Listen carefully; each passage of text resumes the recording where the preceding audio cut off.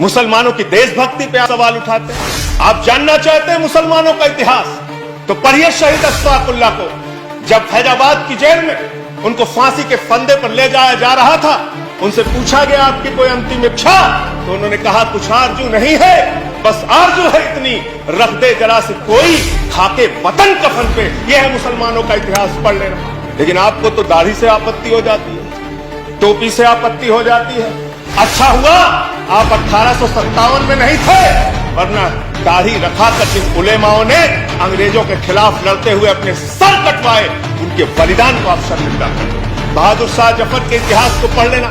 उनके बेटों का सर कटवा के रंगून की जेल में उनके सामने रखा गया। मानव अंग्रेज के पुलिस अफसर बहादुर शाह जफर को गिरफ्तार करने के लिए आए थे, तो उनका मजाक उड़ाते हुए उन्होंने कहा कि दमदमे में दम नहीं, अब खैर मांगो जान की, ऐ जफर ठंडी हुई शमशीर हिंदुस्तान की।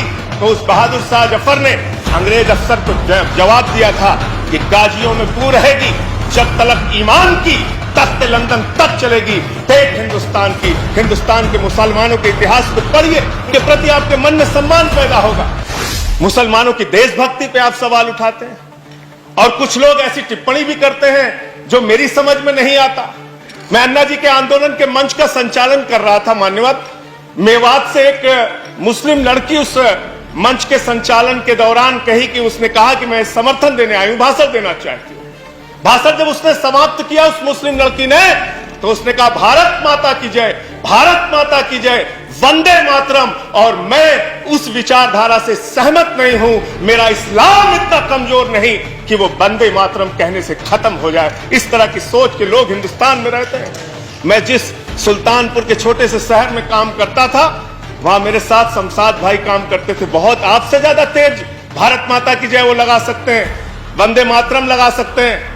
आप आज इस नए भारत में कर क्या रहे हैं? झारखंड में क्या हुआ मान्यवर? चोरी के आरोप में एक आदमी को पीट पीट के मार दिया गया, इसलिए कि वो मुसलमान था, एक वर्ग विशेष से था।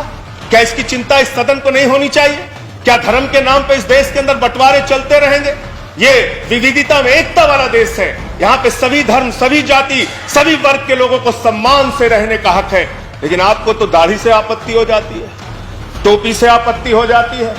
अच्छा हुआ आप 1857 में नहीं थे, वरना दाढ़ी रखाकर जिन उलेमाओं ने अंग्रेजों के खिलाफ लड़ते हुए अपने सर कटवाए, उनके बलिदान को आप शर्मिंदा करते, उनके बलिदान को आप शर्मिंदा करते। आप जानना चाहते हैं मुसलमानों का इतिहास, तो पढ़िए शहीद अशफाकुल्लाह को।